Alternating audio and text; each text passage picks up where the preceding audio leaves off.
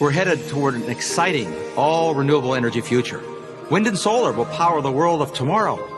And tomorrow isn't far off. It's time to wake up. You're having a dream. Here's the reality. Oil, natural gas, and coal provide 84% of all the world's energy. That's down just 2 percentage points from 20 years ago.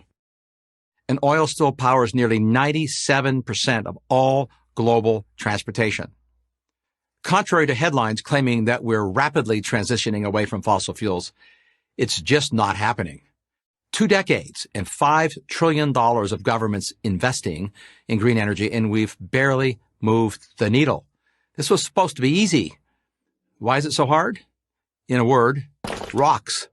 To get the same amount of energy from solar and wind that we now get from fossil fuels, we're going to have to massively increase mining by more than 1,000%. This isn't speculation, this is physics. Copper, iron ore, silicon, nickel, chromium, zinc, cobalt, lithium, graphite, and rare earth metals like neodymium. We need them all.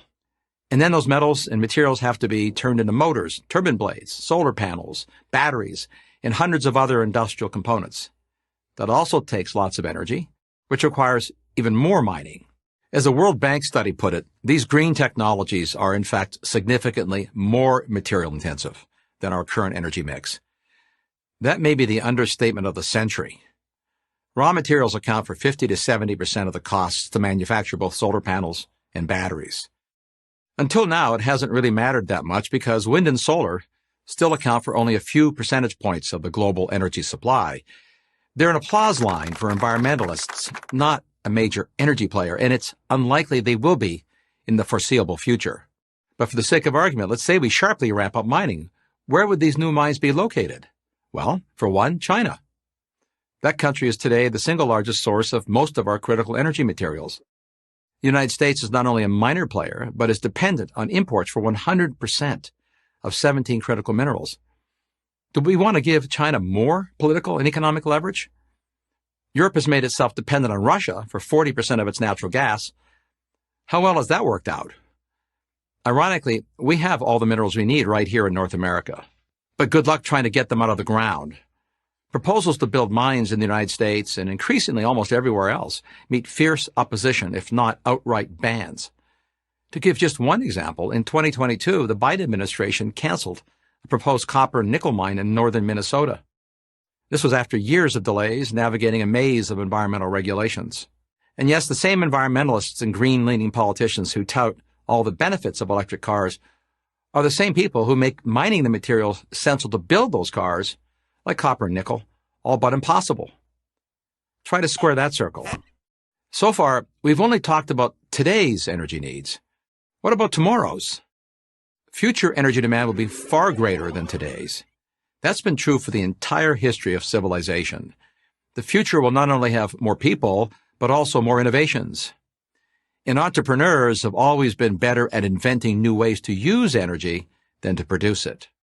It's obvious but worth stating. Before the invention of automobiles, airplanes, pharmaceuticals, or computers, there was no energy needed to power them.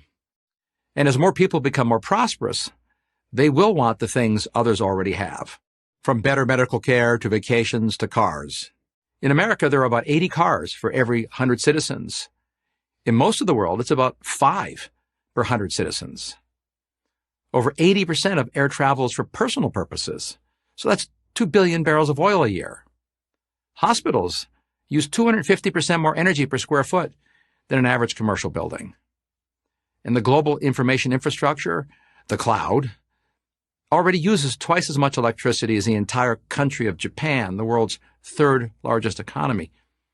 The massive data centers at the heart of the cloud alone consume almost 10 times more electricity than the world's 10 million electric cars.